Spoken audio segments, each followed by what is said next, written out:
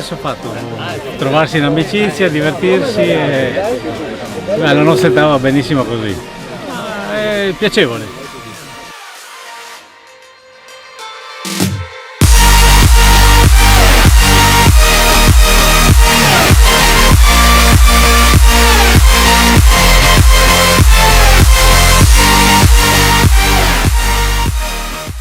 No, va tutto bene per adesso, l'importante è non farsi male, è organizzato bene e speriamo che adesso, ovviamente noi speriamo di vincere in modo tale da rosicchiare qualche punto in classifica. Comunque quello che è importante è non farsi male e passare una bella giornata in compagnia, lo spirito è quello giusto. Per quello che mi riguarda ho iniziato quest'anno questa esperienza, mi mancava il calcio.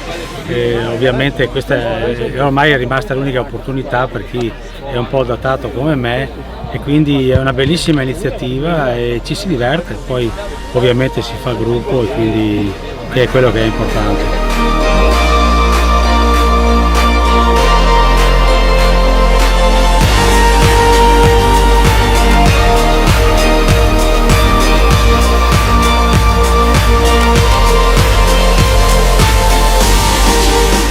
L'importante è divertirsi, non farsi male, rispettare le regole, che non è facile, rispettare l'arbitro.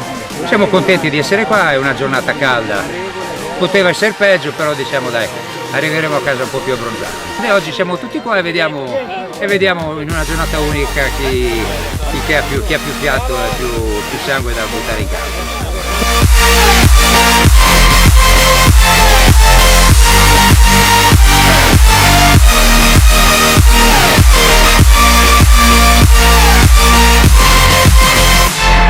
Impegnativo, nel senso che non ho mai giocato a calcio seriamente, quindi è stata una cosa nuova e mi sono trovata benissimo con la squadra, mi hanno insegnato tanto, ho imparato tante cose, quindi è un bel ambiente.